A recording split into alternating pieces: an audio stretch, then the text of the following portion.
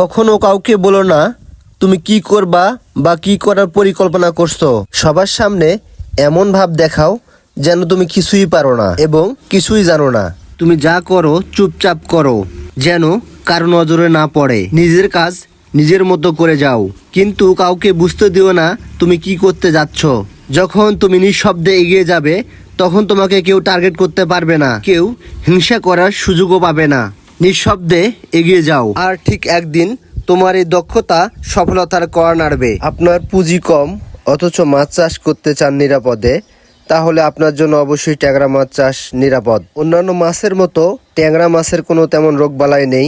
অন্যান্য মাছের তুলনায় ট্যাংরা মাছের ব্যাপক চাহিদা আছে বাজারে, এই জন্য ট্যাংরা মাছ ব্যাপক উৎপাদন হচ্ছে বর্তমান সময়ে। ট্যাংরা মাছ আগে খালে বিলে পাওয়া যেত, এখন বর্তমান সময়ে প্রচুর পরিমাণে উৎপাদন হচ্ছে। অন্যান্য মাছ চাষের সময় কম লাগলেও ট্যাংরা মাছ চাষে একটু সময় বেশি লাগে।